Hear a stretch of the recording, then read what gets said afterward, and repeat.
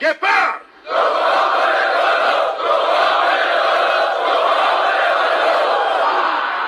C'est notre devise. Notre devise.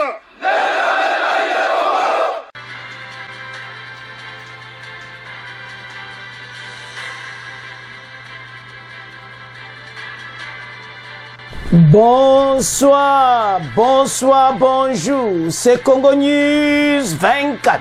Bande Konanga, comme toujours avant de commencer notre émission, nous disons merci à Dieu. Nous disons merci à nos chers abonnés et téléspectateurs qui nous suivent partout dans le monde et en RDC. Bande Konanga, soyez les bienvenus. À la une, chers téléspectateurs, on va commencer cette émission Bandeko avec l'opposition en Afrique du Sud. Bandeko bazokende Afrique du Sud pour parvenir à une candidature commune. Donc bango nyonso vers Pretoria. Ce match de jeu c'est bandi. Bango balobi toko polate, biso photo sangana, poto bundana fachi. Masolo kitoko. Deuxième point, chers téléspectateurs. Fachi met tout en œuvre pour aboutir au déploiement de la SADC.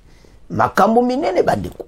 Na conseil des ministres, Fachi a dit décision ya koyebisa ministre de défense, ministre ya affaires étrangères pour babongisa arriver à SADC. Troisième point, chers téléspectateurs. Oh balubake yindi bandeko.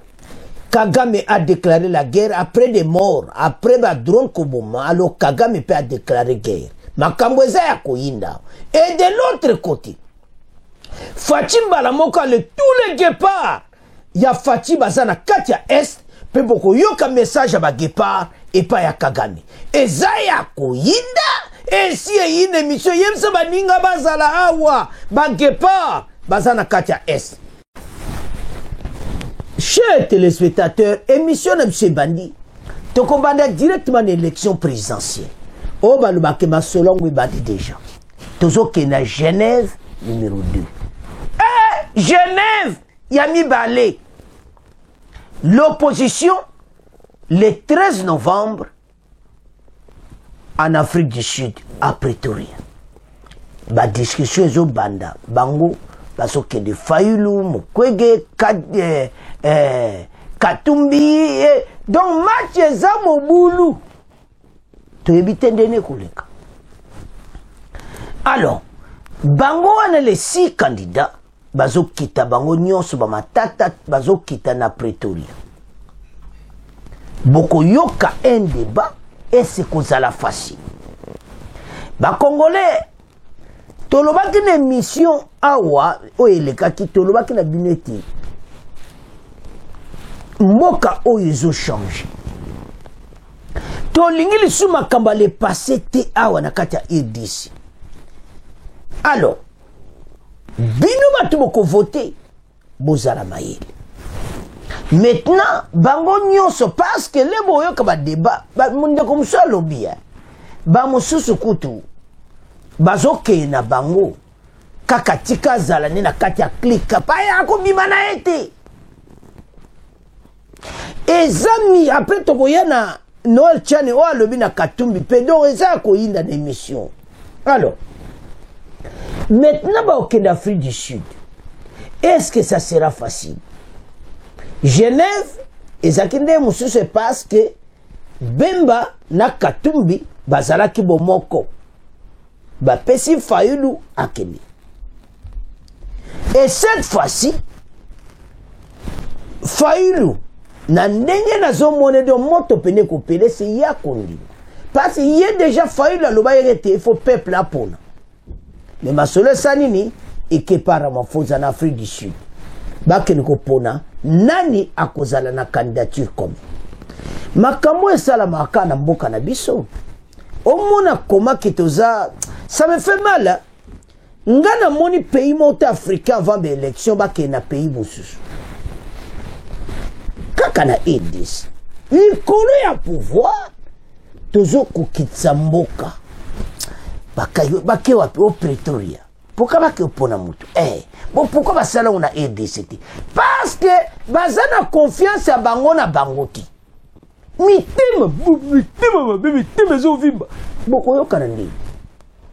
Les gens doivent se mettre ensemble. Dans l'amiable, vous n'êtes pas des ennemis, vous n'êtes pas des ennemis, je m'excuse, mais vous êtes vraiment, vous êtes des adversaires. Mais alors, mais pourquoi aller à Pretoria? Qu'est-ce qu'il y a de différence faire des discussions à Kinshasa et des discussions à Pretoria en Afrique du Sud? Moi, Kanabineza, moi déjà un point, oyo, to Kitsakamboka. Avançons. Ils vont partir là-bas, bakoya na candidature moko commun. Ba musuba kozala d'accord, musuba kozala d'accord. Omani, tala opposition, boluka boyokana. Ba Congolais bazo c'est la vraie élection. Parce que bozana problème, surtout comparé bien na mokonza mboka, bozana problème sur lui. Fachi to mona ba réalisation ko sakanate. Ba bana mboka tala bokomona ba guépard na kati ya Goma. Chiwewe amemi bango. Kagame mbala moko a déclaré la guerre. Pour suka eza ya kosakanati. Bako vivre ango oyo balukaki. Alors bana mboka ba opposition na biso ba luka quand même ba laksa vraiment que ce sont de vrais opposants. Ba agir na makambo mole ba outa kuna ba yi ba yo kanapé. Parce que qu'est-ce qui va se passer? C'est comme à Genève après ba musupe ba benda na non, ouais ça faut comme ce qui s'était passé aussi dans l'air ba fachi pe ba benda na bon. Donc makambo yo ne ba kei wana ba musuba ko benda na bango. Un exemple, Mukweja azomona ke ye mutifaza na candidat commun. Katumbi Olingo. Fayulu azomona ke faza la candidat commun. Katumbi azomona ke faza la candidat commun. Sikoyo. Et c'est un grand problème pour jouer facteur wana commun. Parce que c'est un problème très sérieux. Donc, on va calculer, oh, il y a un facteur, si il y a un facteur dénominateur commun, tout, et si il y a raté, et il y a un monte-pays. Voilà le problème. Alors, Totanga, ma solango, ils ont Pretoria. Bon, tu avancé, pas c'est bango tout. Bazo kita, les 13. Avançons. L'opposition en Afrique du Sud pour parvenir à une candidature commune.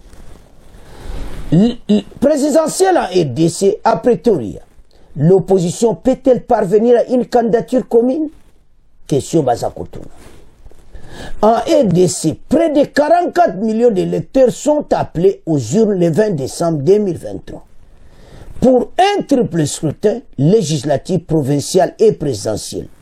Au total, 26 candidats sont en lice pour la magistrature suprême. Une élection qui va se jouer à un seul tour, conformément à la constitution congolaise. Une échéance électorale à laquelle devraient participer tous les ténors de l'opposition, sauf s'ils parviennent à un accord sur une candidature commune. Les discussions commencent ce lundi 13 novembre en Afrique du Sud. Ils étaient 29 candidats à avoir été retenus sur la liste provisoire de la Commission électorale nationale indépendante. Ils sont désormais 26 à pouvoir se présenter sur la ligne de départ. Après le repêchage de 2 concurrents supplémentaires par la Cour constitutionnelle face à Félix Tshisekedi qui brique un second mandat. Bolandi, bisoté, balobi, face à Fachi, ou à briser second mandat. Donc, nazo monaté au tuer ça là, mais quand il y a un scénario, l'opposition avance pour le moment en ordre dispersé. Ezaya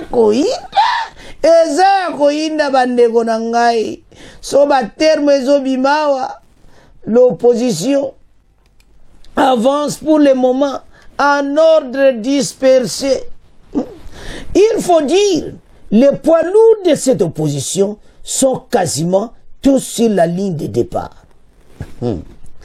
Ah, Nzambe Nangai, il y a des doutes, des hésitations, mais finalement la Cour constitutionnelle a bien validé l'ensemble des dossiers devant la commission électorale. Seul le clan de Joseph Kabila, Obozomona, Bata Kabila Bakete, président du pays 2001 à 2019, ne présente officiellement pas les candidats puisqu'il boycotte le processus.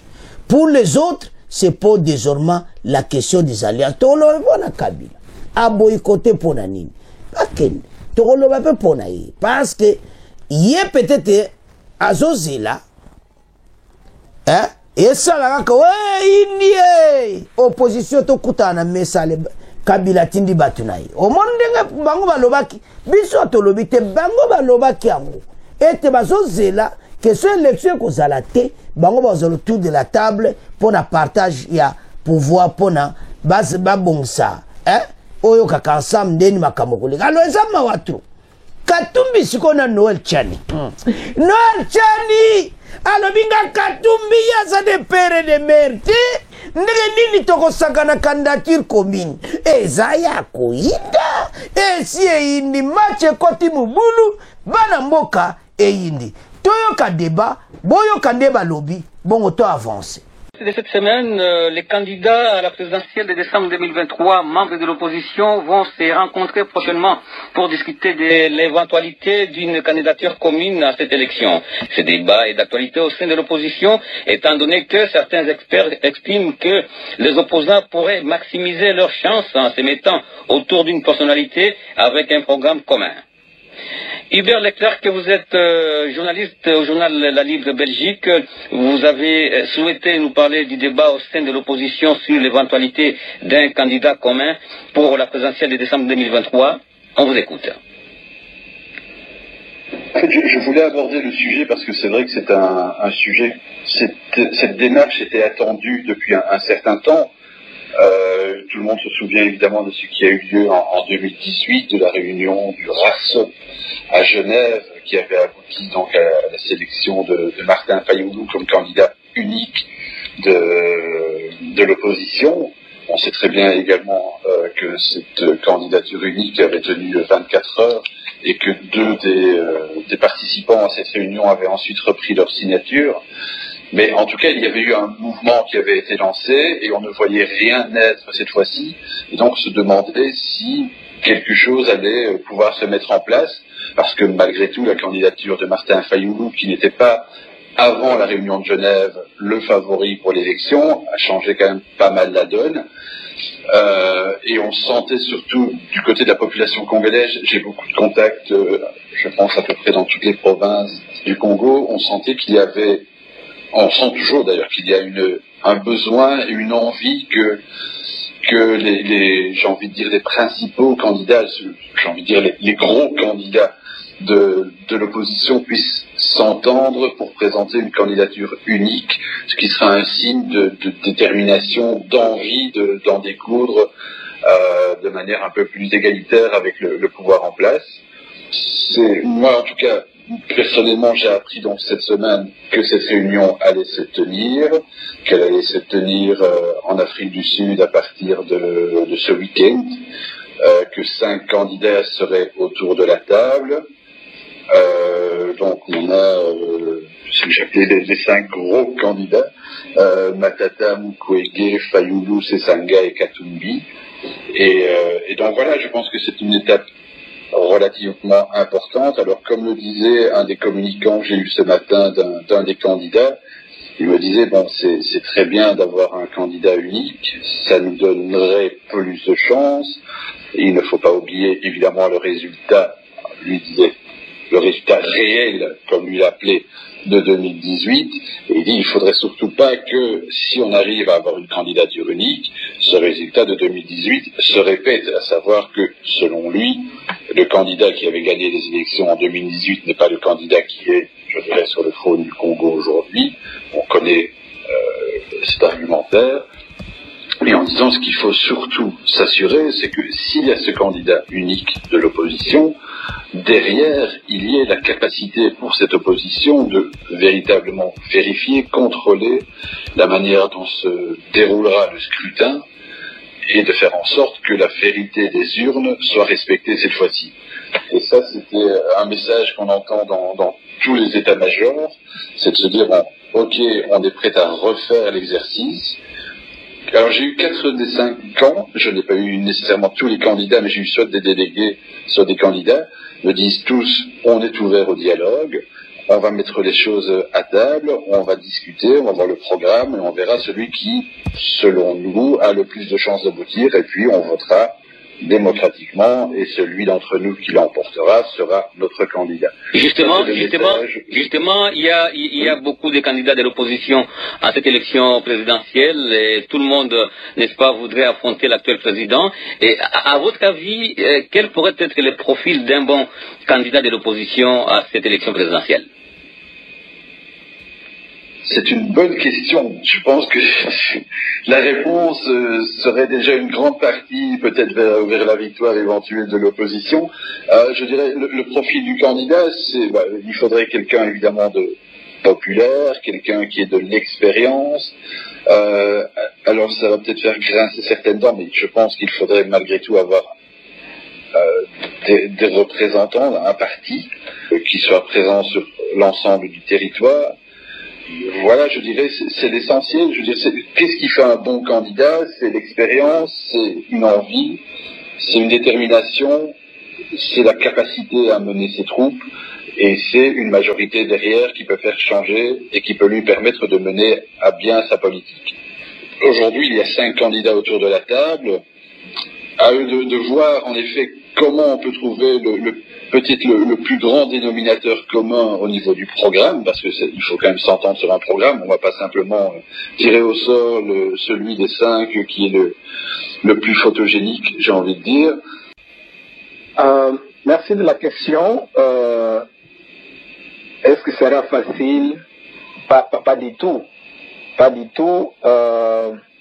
Déjà, la sélection de 5 prétendants poids lourds de l'opposition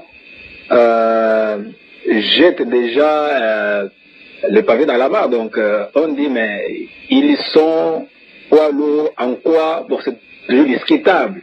Ce qui fait que la lutte ne vient que de commencer. Le nombre de partis que nous avons, le nombre de regroupements que nous avons, est déjà, pour envisager cette candidature, il fallait attendre ceux qui vont passer dans les mailles de la CENI et de la Cour constitutionnelle, ne fût-ce que pour la validation, pour dire, ok, enfin, on est de l'autre côté de la rive, posons-nous maintenant la question de savoir qui est qui. La question est beaucoup plus complexe quand on se rend compte que, dans la plupart des cas, nous cherchons l'alternance sans en avoir l'alternative. Ça veut simplement dire que on y va, toi de là, que je m'y mette, mais sans avoir une offre plus pertinente que celui qui est là. Vous voyez un peu ce qu'on veut dire en termes notamment des programmes communs qu'on peut constituer autour de celui qui peut être désigné candidat commun de l'opposition. Et donc, il faudra arriver à identifier à la fois la personne et s'accorder sur le programme. Et la question qui pourrait encore commencer par se poser, je suivais la question que vous avez posée à M. Hibert pour dire quels seraient les critères. Moi, je peux dire, bon, on va commencer par quoi? On va commencer par identifier la personne, ou bien on va commencer par questionner le programme de chacun des candidats pour les constituer. Bref, l'équation ne sera pas du tout facile, et pourtant, ça serait souhaitable qu'on ait 1, 2, 3 candidats et qu'on laisse la possibilité au Congolais de se choisir celui qui juge le meilleur pour porter ses aspirations, quoi. Voilà, je me dis que ça ne sera pas facile, mais c'est souhaitable. C'est souhaitable que l'opposition s'organise pour espérer affronter le président sortant. Merci. Banamboga Tolandi Bandekouano, ce n'est pas une chose facile. Donc, ce que là, au moins, c'est facilité. Bangonyo soana, donc, bazo mona ke po candidat mo penabima. C'est bien, exactement. Bazo mona. Bazo la bango tout bazana ordre moko dispersé. Donc neza pena do ndenge ba okene Afrique du Sud mutaza na boule na yo moni ndeza wana nga mutu nga pena mutu na kokie so monati ah bon wa Fayulu le écoute ba tout na peuple OK ce Katumbi kuna be moi c'est moi le meilleur candidat parce que vous comprendre que y est Oïza la raison qu'est-ce que pas mon moi dans un très populaire et que l'Union européenne tout le monde est derrière moi alors ngande munda ko bunda na Fatima solo kito mais munda zo pesa idée na alors ce que to tala parce que boye beti au moment où tu es au Lobawa donc c'est dimanche je crois délégation de l'Union européenne il y a une mission d'observation bazo kitana RDC en avance je crois bien cette semaine ozo batinda batromba yokana parce que depuis lors ils supportaient catholique bomona kana 40 000 observateurs bango bazo ya bango donc élection est cruciale élection bana mboke faut ba fungola misu parce que pour le moment faut dans la claire nazo mona ti à part Fachi muto akoko sala makambo mukonza mboko asali pour le moment ba musoba yako bandela biso ba programme à zéro lisusu ngana zo mona que président Félix aza pena vrai candidat pour le moment na oya sa sali tonobi poni poto muni siko bango na to muniti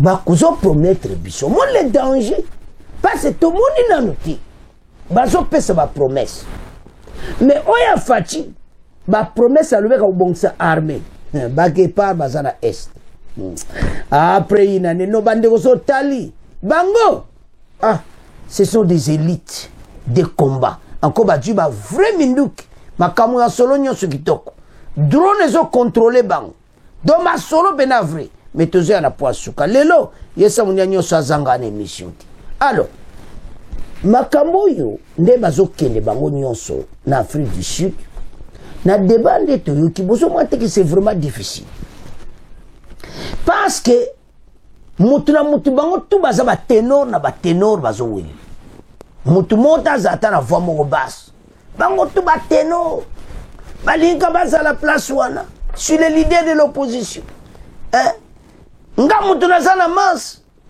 oze sur les rois ozala masse masse be bazolanda yo ermo boyli sukone kuna pa babendi bango donc au mona ke match onde kozeza mubulu me ba action de toluka tesa ba ile ce projet de société oyo soto comparer yango ko battre wa mukonza mboka to ko sepela mais ce ba projet ba yena ngo ezo kokana ko tutena o Fachi sa sali tesa ba non ezo kokate to voter président Félix Tshisekedi donc to les façon moko ya ko comparer yango alors bango nyonso nde bazawana elo to senga bango moko Katumbi yemo aloba ki toza be ennemi mais toza ba adversaire alors un adversaire bozo wela kambe to longwa ne motema mabe motema oyo mutu bazo kana buninga kana non pas comme ça boya na élection bomoni mokonza mboka te il a condamné ba acte monsieur Lekaki dernièrement pas ba Fayulu tout ça c'est comme ça nous avons un papa pour le moment sikoyo ba musu sont un peu bazoyo otali papa zane otali masolo osala mais masolo est vrai pourquoi na lukaso papa musu totika ona bino pour match za mobulu bolandi bino nyonso bino nde bo commenter parce que ndenge za ya koyinda nazomona bango nde ba okende baya kozonga bakolonga kuna nzela mo bazo ya candidature moko mele bakuma na Kinshasa boom ezonge ndenge zalaki bango tumutangu na position na ye eza ya koyinda esi eyindi bande ko tontolo ba mukeli susu problème mena ya ex-président Kabila bango ba présenter mon tu va boycotter l'élection si opposition na bango zandeni bango ba lobaki ke baso sela parce monte na bango libanda lobaki élection ko zalati Mutama libanda no ba ke mubule ko bima. Donc bango bazozela et yinda bobaye autour de la table. C'est comme ça mission oyo ex-président Kabila na FCC PPRD bazo préparer bango ba boycotter na bango bazozela soko yindi allez baye na gouvernement ya transition. Et ce gouvernement transition kozala au mate ba olexali gouvernement transition kozala ti mais na bandeko nyonso oyo bake okende Afrique du Sud bango bakoyokana nani akozala leader na bango, chose qui n'est pas facile na ndeto landi moi débat moke wana eza mubulu. Alors c'est à ce point tout tiki premier point tokoboke na deuxième point. Chers téléspectateurs, comme na point na biso oya Sadek. Masolo di Jezo Lobama déjà que obakoyati, mais c'était hier na conseil des ministres, le président de la République a s'en chargé ministre affaires étrangères na ministre de défense ba préparer arriver ya Sadek. Ba sala tout mes en œuvre pour na Sadek ba koma na epanabiso. Parce qu'il y avait des démarches où il faut biso gouvernement soba sala parce que biso na ndenge ya Sadek na liba yokana donc moko so il fasse ba intervenir. Et ça ko démarche mota ko bena mindonde bende na zo ka déjà. Mais oyo toyoka ki na conseil des ministres ko tie la bino Patrick Mouya a pas expliqué yango na compte rendu à conseil des ministres était Bemba na Lutundula baza chargé pour ba memela biso Sadek. Donc ma solo déjà ndenge katamaki na Luanda c'était bien arrangé ba yokana ki pesa ki na kati ya nini wana. Mais les autres zoka déjà il y a des ondus et tout ça. Tozela. Yango mona toesa boya kana Congo News 24 boyoka vraiment solo. Bokoyoka compte rendu selon compte rendu oyo. Oezak c'était hier vendredi, Oezak président na yemo le chef de l'État. Il avait chargé de Tundu le Bemba pour mettre tout en œuvre pour arriver à Sadek. Mais ba manipulateur, tala makambo toza na période d'élection. Des manipulateurs déjà ba yo se ba congolais ba goyati. Mais biso beto ne lo ko bangate. Armée na msese koma kas Kagama koka armée na bisote. Et ça te pour na Sadek soka yete bo bana ko tchaba congolais mal à l'aise on dirait que biso so Sadek ate to ko Kagame te to ko kaye. Faire des ça ko mettre tout en œuvre. Alors, présence à Sadek et ko faciliter transition ya EAC pour bakende sans problème. Ozomona, c'est le pas c'est les important. Mais à part etikali, to tika koloba. To vandanye. Armo to zanango, Rwanda kokota ne pas so combien sont 100 combien de fois. Moi armée na bangoka ba gepar ka ko bakena est armée Rwanda mobimba yango wana. To vandanye. To c'est un grand pays, une grande puissance. To tiens ko manipuler peuple ka likola Sadek. Sadek ayate faire des ça na position de force. To ça va ndoka Congo ba so ba manipulation. Que Sadek na akoyate pour ba congolais basani. Faire des so boye ba kiwana ya deyo oya Bunagana eza faire des ya Bunagana ti. O eza faire des ça 2023 bokomona armée fatia bongsi biso. Alors, totanga dossier Sadek. Kobang Sabatu Pamba, c'est quoi? Fachi met tout en œuvre pour aboutir au déploiement de la Sadek à RDC. Félix Tshisekedi invite le gouvernement de tout mettre en œuvre pour aboutir au déploiement effectif de la force de la Sadek. Le chef de l'État a invité le vice-premier ministre des Affaires étrangères et de la Défense à tout mettre en œuvre pour aboutir au déploiement effectif de la force de la Sadek à RDC. Félix Antoine Tshisekedi l'a dit vendredi 10 novembre au Conseil des ministres. Sa recommandation fait donc suite aux conclusions du 43e sommet des chefs d'État de la SADC, relative au déploiement de la mission de la SADC en RDC. Vous pouvez écouter un extrait du compte rendu du Conseil des ministres, lu par Patrick Mouyaya, ministre de la Communication et des Médias, porte-parole du gouvernement, qui revient sur ces sujets. Le chef de l'État, Félix Antoine Tshisekedi, a présidé ce vendredi, à la cité de l'Union africaine, la 119e et toute dernière réunion du Conseil des ministres de son premier quinquennat. Dans sa communication, le président de la République est revenu sur sa participation le 4 novembre dernier à Luanda, en Angola, au sommet extraordinaire de la Troïka, de l'organe de la communauté de développement de l'Afrique australe, SADC. Dans le même registre, Félix Tshisekedi a également expliqué que cette décision avait été prise conformément au principe de sécurité collective prôné dans le cadre du pacte mutuel de cette organisation sous-régionale.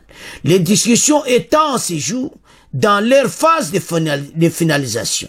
Le chef de l'État a invité Christophe Lutundula, ministre des Affaires étrangères, et Jean-Pierre Bemba, ministre de la Défense, à mettre tout en œuvre pour aboutir au déploiement effectif de la force de la SADC en RDC.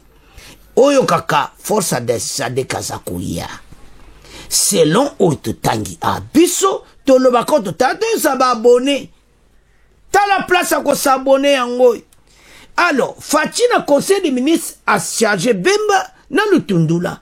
Et Bango va s'en charger na arrivé ya SADC. Mais, Otozo Yoka. Banamboka, toke bana manipulation. Alors, sans plus tarder, Toyoka. Patrick Mouyaya, ndenga ko expliquer ango clairement, ndenga lega ki na conseil des ministres, bon, to avancer l'émission na biso, po, bandoka Congo, batir ko manipuler ba Congolais, parce que pour na biso, SADC, aya, ti, tout ça n'a problème, te, mais Toyoka pour te sa bandoka Congo, batir ko manipuler ba.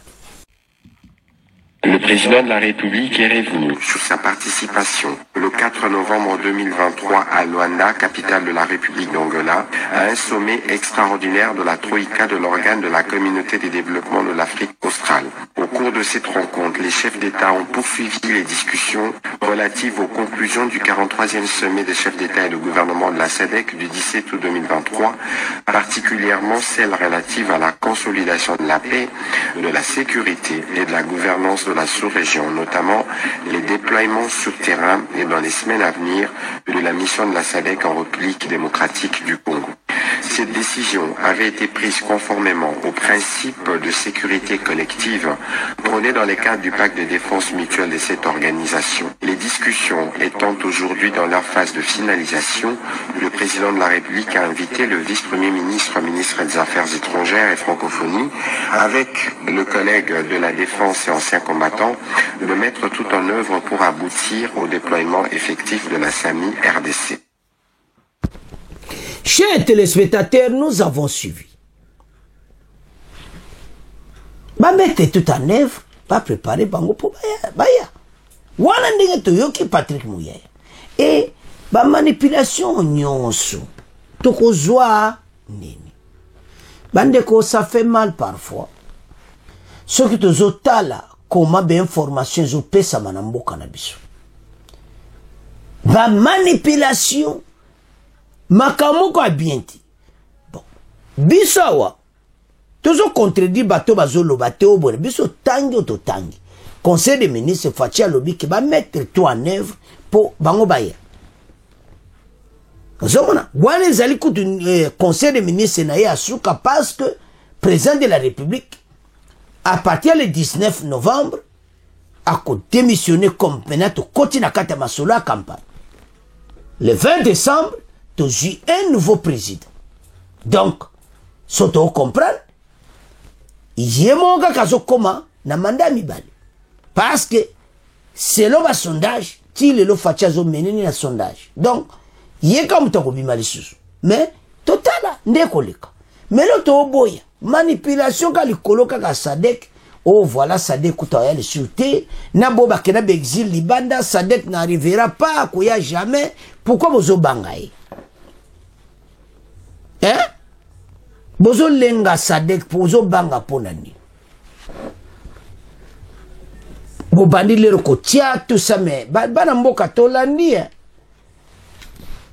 selon oto tangi na oto yoke pa Patrick Muyaya Sadek akoya mais soko ayiti toute hypothèse s'il n'arrive pas faire de ça na position de force yo Congolo zo talanga ozo lota tozo ya na poasuka les guépards bana mboka bazo sala vraiment solo hein oyo zo kake vraiment kitoko tokos ya te sa ba Congolais to telem o eza mboka na biso et comme ta auto zala bomoko to avancer na mboka oyo pour to accomplir ba mission nyonso oyo mokonza mboka a tout à préparer. Alors, est-ce wana ezala libéré kozala bien? Sadek, selon les dotangi, balobako, mais ce qui a été, tout ça n'a pas kimia. Il n'y a pas un problème. Alors, banamboka, tokomo tika, deuxième point Sadek na maboko na bino, tokomo kenina oye yindi, les guépards, bakomi na katiaguma, masolo kitoko. Avançons. Alors, chers téléspectateurs, to komi na pona biso oye yindi ba guépard ba komi na est na provocation ya Kagame alobi ete baza ko pese ba faute na makambo nyonso me mbalo andimi ba pesa ye faute donc d'une manière d'une autre andimi ke aya lisuna EDC ndazo tinda batuna oto zo boma après de mort azo katsana bibembe na ye bande kotala tata oyo azapenda motema makasi azo mona tele danger oyo azanango mais azo continue à déclarer la guerre. Alors en tout ça ayeba ke yenda kozala perdre.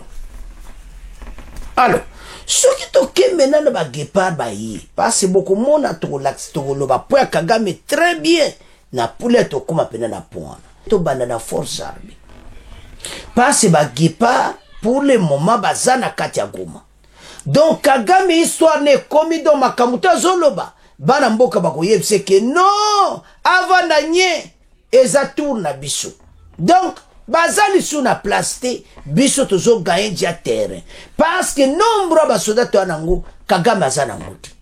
Alors chiwewe akene ba guépard ba komaki il fallait ba déployer ba na front yemoka kenaki na front atali bango na kata front asololi na bango sokola ni conversation na ye o comprendre que za ya koyinda bandeko ba jeno bazaki na kitona o ba utaki Goma na ba musu bandeko baza déjà na kata est il y a d'autres unités déjà tout bazakuna.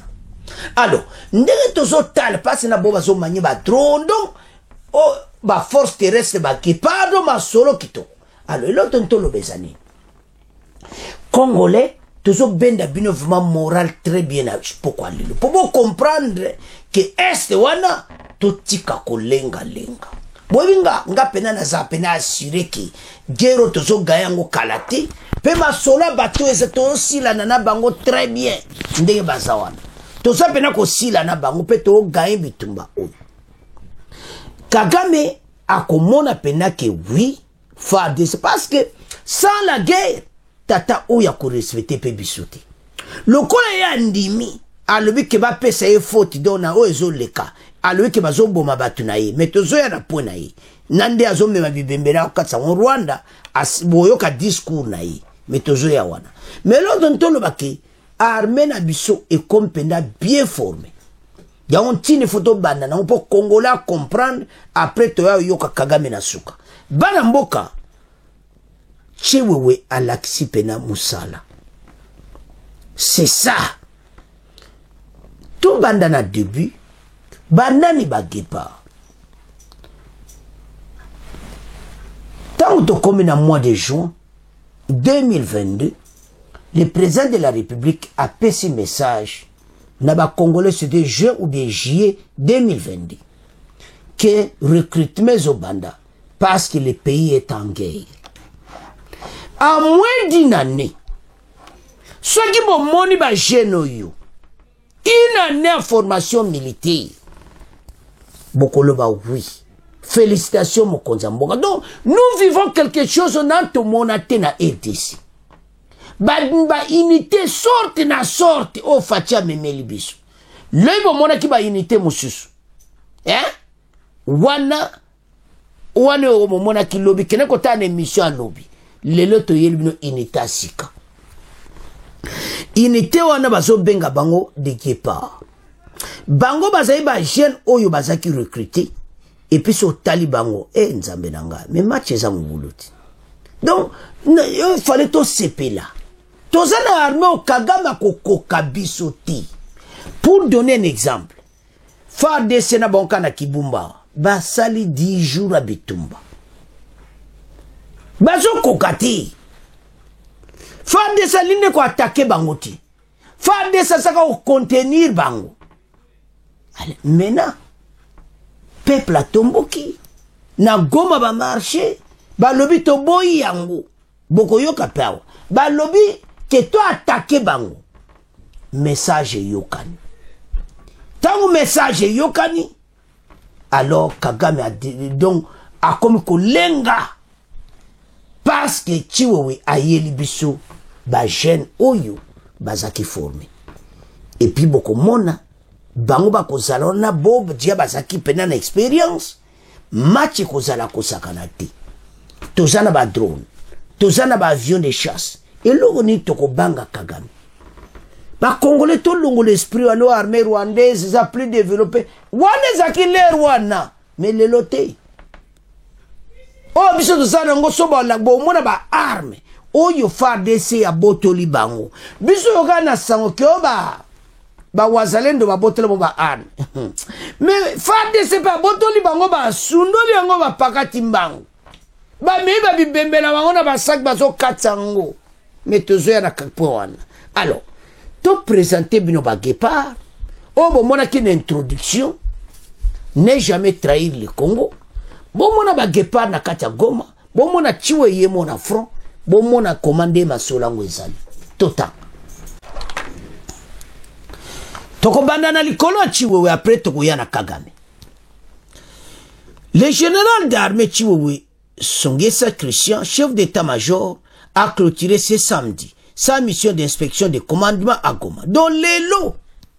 Avant de s'envoler pour Lubumbashi dans le Haut-Katanga, le chef d'état-major général a visité quelques positions de FARDC, a tenu une causerie morale à l'intention des militaires déployés au front. Ah, bango anabagepa! Oh, bon, moi, une introduction, ma solo kitoko. Sikoyo, talaba arme wana, oyo to botoli bango. Tala bango wana bibembe, oba botoli, bomo bilamba na tu, ya bibembe, ya Kagame. Soto kange oyo kokoma me ba 40, 50. 1, 2, 3, 4, 5, 6, 7, 8, 9, 10, 11, 12, 13, 14, 15. Donc, souka donc, drone donc, ma solo nige salama ki donc, batyo yo sukoi pena nyati bambiloko. Sikoyo. Botala bino moko. Motema makasa Kagame. Jusqu'à ce point que, azolinga kotikati. Tala ba arma ba Rwandais ou tikali. Bande kotala d'équipement na bango yangwa ne tikali. Donc c'est fini pour eux. Et puis, les Togoya na pas Kagame bokoyoka. Alors, ndenge bazawana, ba jeune oyo, bazo kota déjà na ligne. Boko mona yemo Christian, na bango, na kati ya Goma. Yango tozoe bango ke Kagame déclaré me ba Guépard oyo bazoya na force, ba yepe no yoka kana bonne volonté, oyo ka pena masolo kito, meto kumisa mokonza mboka. Na ndenga komisi ba jeno na niveau oyo. Alors, peuple à Nord Kivu, a senga ki a lobby, ba société civile, ba le batika, makamba cesser les faits. Parce que cesser les faits, et comme même nulle part. bango bazana besoin eti eyinda kaka na est pe moto kaka epela yango tina bango balobi que en tout cas tozana besoin pena ke guerre kaka parce que peuple azo souffrir mingi. Alors sans plus tarder toyoka sikoyo chiwo wena ba Guépard bon to avancer l'émission na biso. Guépard!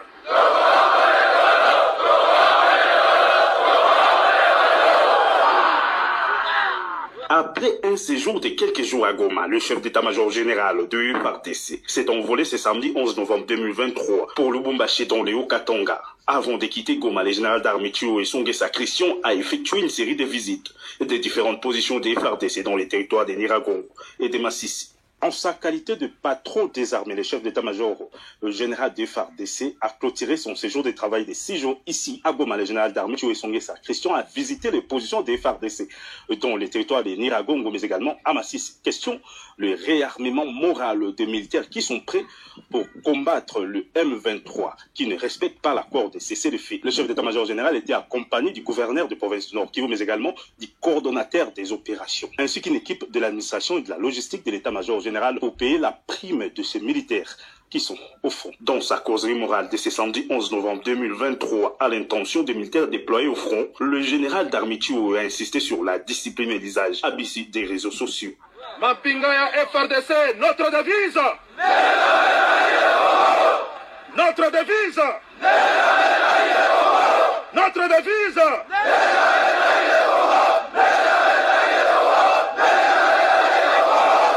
Nakotika kabino jamais. Nakozala tout le temps nabino. Et puis Goma oyo nakobanda koya kango nyonso pona landela kabino de plus près. Nakorapele bino awate me bino moko bolandaki maloba ya mokonzi ya mboka. Motema na ye ezali likolo na bino. Soda omi pesa discipline zala sima ya commandant na yo. Commandant bataillon na yo azali, commandant compagnie na yo azali, chef section na yo azali, ba chef de peloton bazali, nga na yebeli bino à travers la discipline. Na lingi discipline wana etika la bongo. Doza na zone moko opérationnel. Bato bazana ba téléphone. Nyonso téléphone wana soldat. Pandeko tolandi biso nyonso. Mais c'est du plaisir. Comment on ba jeune oyo? Parce que société civile a lobby que bazana besoin et te makaba cesser les faits wana ezala te bazana besoin bitumba. Yango amemi masolo yemoko en personne. Amone te yemoko azala wana pona kosilisa makambo oyo. Bana mboka l'air grave. Omona clairement été armoyo. Nsona zo tala toko gagner yango. Donc passe bayo qui passe peuple alingi su makambo wana ti. Balingi su makambo wana société civile balingi su koyoka makambo wana ya cesser le feu te bazana besoin bango ba attaquer directement. Et ça la kitoko. Parce que to komi na armée makasi. To komi na nyonso. Yango tozo ebisa ba Congolo bazo comprendre te bolandi. To komisa ba konzi oyo. Nazo tuna ka bino question. Oyo moni wana. Omona yango na EDC. Ba unité nyonso wana omona yango nga na mona te. Nga bandana na mona kaka forces armées zaïroises. Na mona te ba différents unités belé te ba kaka DSP, forces armées zaïroises DSP ba obatela moko et tout ça et c'est tout. Mais lelo to combien unités sont combien? Ba musu baza spécialisé na ba drone, ba musu ba spécialisé dans makambo ebele. Loi ya programmation militaire. Totika la koza na ngoti. Lelo tozana école de guerre à Kinshasa. Tozana nyonso mboka za ko avancer militairement kitoko. Tala bandeko. Omona ba soda wana. Tande ba osepela na fachi.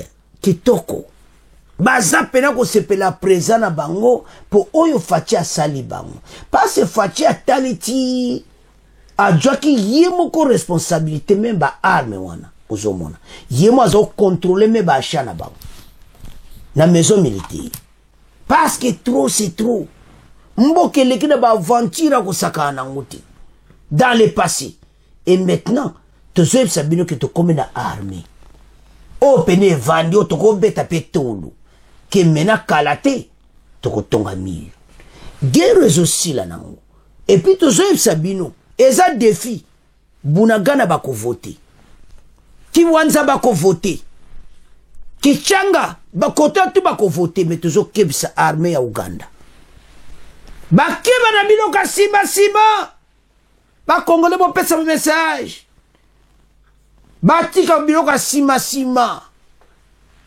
na kiwanzana sutoko ba drone komona bino ba aventure boko sala ba konti ba type na ba drone penezo capter tout bon comprendre que jusqu'à 3500 km ba drone wana jusqu'à 4000 km ba drone chinois to sombi bosomona te que vraiment toza na position de force bon mutu moya kokosa abiso baya ko manipuler abiso Kagame kolobelo kote akomi na suka ali baso pese faute alo mbalandi maneka faute yango ndimako na ndenge esprit na ndenge musuke aya de kabitumba lisusu alokoti bibembe botanga bo moni combien de bibembe wa bilamba FARDC atandi bibembe ba Rwandais ba juju bilamba na bango ke wane ezali eza ba preuve ba juju mo ba sodo ba kufi ba juju ba teni na bango po ba ya kolaksa ba congolais tala bango yo passe ba kimi après bombardement do ba kufi bene belé mais Kagame oyo kate attention biloko bo fubo partageaka comme ça batune na Rwanda ba mona ndenge ni batune ba kufi bibembe wana ozomona FARDC muta présenter en décor oyo ba kufi mais Kagame azotikati motema lokola libanga alinkaka a avancer na makambo oyo mais ayeba ete azokoma na suka. Alors to komi maintenant na message ya président Kagame tombe ngango déclaration ya guerre parce ya lobiki bazo ya koboma bato na biso mais bozo yoka kokote pa na biso te ali ba musupe bazo kota na Rwanda bazo boma zolo wa ndeka ya kosa ba ba FDLR eza no kaka ba manipulation. Alors devant n'imte soit devant parlement bon azo pe sa discours na alobiki ba pesa ka bango faute bango batu na bango ba Rwandais bazo kufa bazo mona te mais bazo pesa ka yabi mbala oyo ba pesa ka biso bo azolo ba na anglais. Alors bango ba joba blanc nyonso andimi yango d'une manière d'une autre essuyer ma baie bande ko ba Rwandais ba kufi ebele ezaba kama wa commentaire ti biloko bazoki asukoi wana pena yo kaka reprise moko osakana te donc ya colère pena bayambi biloko na bango. Alors ezo naksa ba preuve na bilambo ke pena ba Rwandais bazaka kuya eza armée rwandaise tozo bunda nango ezo ba rebelti totanga makama Kagame peto yokaye makambo alobi. Le président Paul Kagame met en garde tout débordement de combat entre les forces armées congolaises soutenues par la MONUSCO et les rebelles du M23. Je vous donnerai ce qu'il faut me rapprocher au sens propre du terme. Donc, ndenge bazo proche ya nga pesa biso pena yango. Donc, ndenge azo linga do bitumba pena ezala.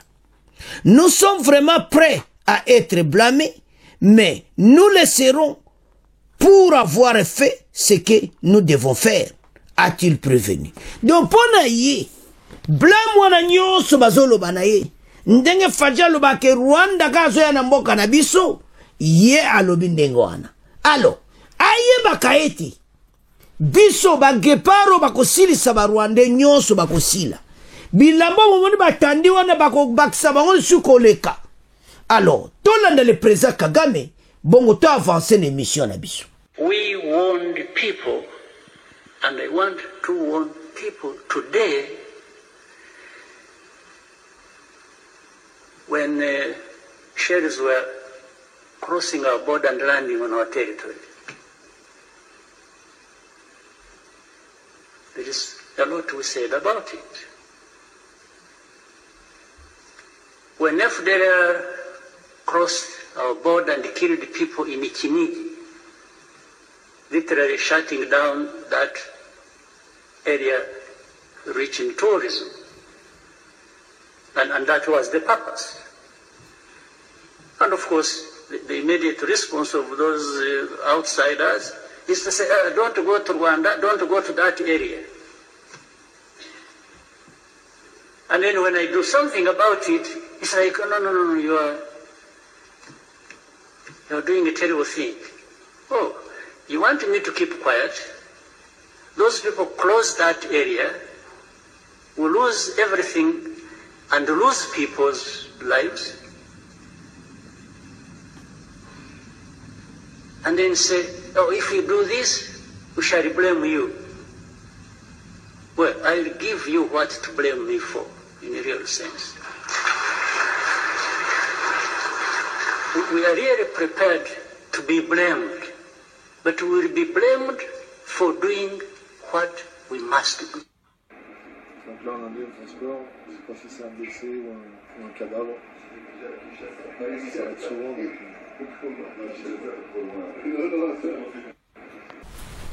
Bana mboka tolandi alobi lokola ye bazo pese kaka, donc il est toujours blâmé, donc ye kaka.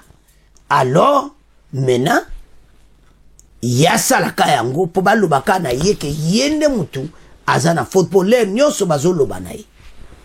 Mais yango na kasobe libomati omoni ba stratégie mokonza mboka ndenge commission au commission bazoba do akende bo balobele akende donc a dit trouble il mutu azaka trouble amena.